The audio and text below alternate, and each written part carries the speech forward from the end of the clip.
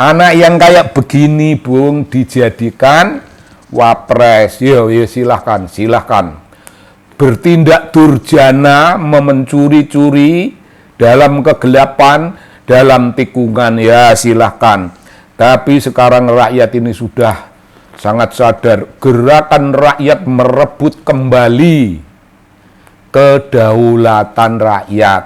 Rakyat merebut kembali kedaulatannya yang dijamin konstitusi, dijamin hukum.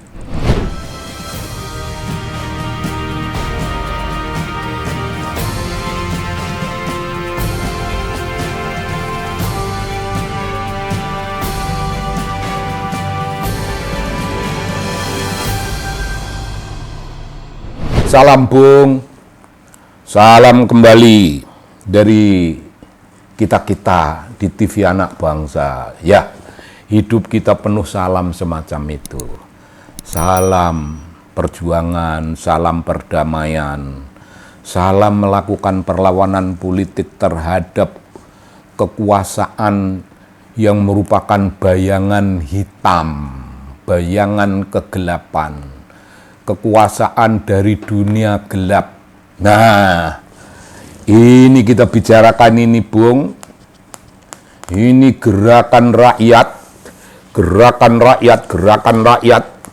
itu dekat dengan presiden. Ini keistimewaan. Gerakan ini merupakan suara yang dipimpin tokoh-tokoh yang dekat dengan presiden karena dipanggil presiden. Dan mereka tentu saja menyatakan, kami ini tidak memuji Pak Presiden, kami membantu supaya Pak Presiden itu melakukan effective leader dan effective leadership. Wah itu, effective leader, beliau effective leader, ditambah effective leadership. Supaya fokus kenyataan hari ini rakyat tidak berdaulat karena yang berdaulat ialah kekuasaan dalam alam kegelapan. Di belakangnya ya apalah yang kita sebut orang-orang yang berada di belakang kekuasaan itu, orang-orang yang merupakan representasi dari, tahu Bung namanya, ya Anda semuanya tahu, oligarki. Itu intinya dunia bisnis, tapi oligarki itu orang bisnis yang turut merumuskan kebijakan. Bung, apa itu bukan perampokan? Dunia bisnis turut merumuskan kiblat kebijakan, turut merumuskan kebijakan teknis pemerintahan di masa yang lalu. Wah itu perampok itu namanya. Itu perampok, Bung. Kedaulatan rakyat di tangan rakyat. Tinggal kata-kata karena praktek dicaplok oleh mereka atas izin dan atas kebutuhan penguasa gelap. Gelap gulita. Lalu penguasa gelap gulita dari dunia kegelapan, dunia bawah, itu menciptakan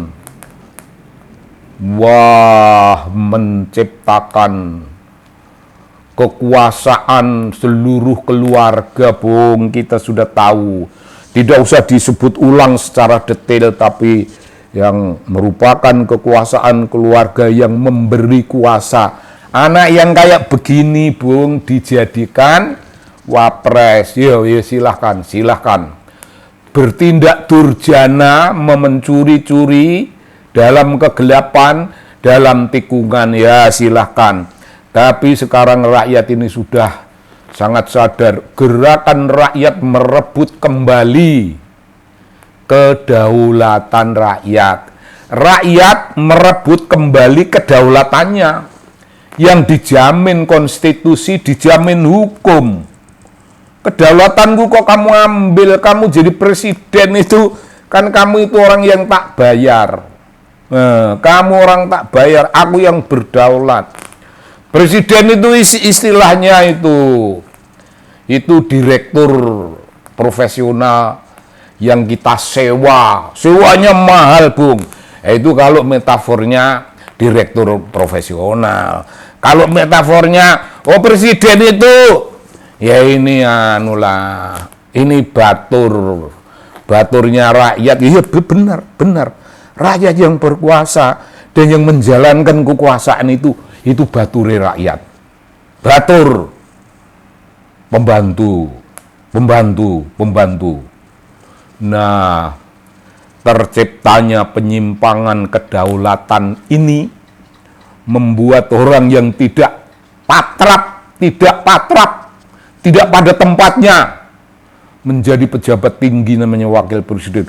Sekarang, Bung, kursinya wakil presiden ini kursi ini, Bung, goyang, Bung. Kursi ini goyah kiri kanan. Gibran nggak berani duduk di atas kursi itu. Gerak getaran kursi itu, gerak rohani politik, gerak hukum yang mengatur dunia politik, itu gerak yang diakibatkan oleh kebenaran konstitusi politik yang mengatur segalanya. Bergetar, panas perbawanya, pantat Gibran panas. Bukan itu, seluruh badannya panas, keringetan, karena gerakan merebut kembali kedaulatan rakyat ini dalam sastra Jawa disebut sebuah goro-goro. Goro-goro itu ombak besar kebenaran, Bung. Ombak besar kebenaran yang mencaplok kedoliman penguasa. Ombak besar ini tidak ada yang bisa menahan. Nah, dalam sastra Jawa, ombak besar itu disebutkan dalam ombak Samudra Raya. Wow, air samudra mendidih panas dan mengandung bisa. Gelombang samudra itu panas, melebihi air mendidih itu panasnya bukan 100 derajat, Bung, itu 1000 derajat panasnya, mencaplok daratan. Ikan-ikan besar terseret, ikan-ikan kecil ya jadilah bagian dari ombak air, dia hilang dalam ombak, lenyap. Hanya ikan besar yang sono. Geger kahyangan, Bung. Kahyangan dewa-dewa pun geger, dan dewa-dewa turun. Wah, menemui, Bung, itu bapak kita itu Karaeng. Bapak kita, dewa-dewa menemui bapak kita Karaeng, Muhammad Said Didu. Wah, itu orang yang fasih berbicara. Karaeng, apa maksudmu? Dewa, saya tidak punya maksud. Yang benar nih, ya enggak punya. Itu kan udah enggak punya jabatan, enggak punya. Tapi saya masih punya jabatan lain. Apa jabatanmu? Khalifatullah. Karena saya Khalifatullah. Lah terus ngapain kamu?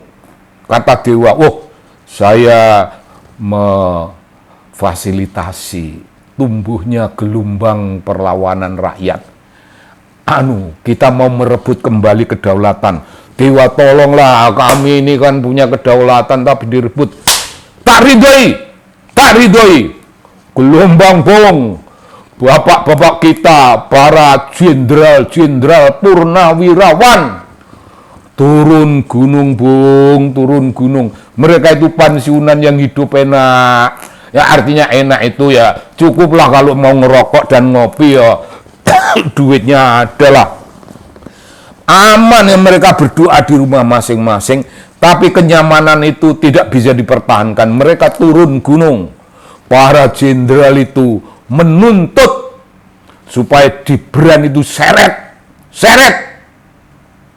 dari jabatan yang batil secara politik, batil secara hukum dasar.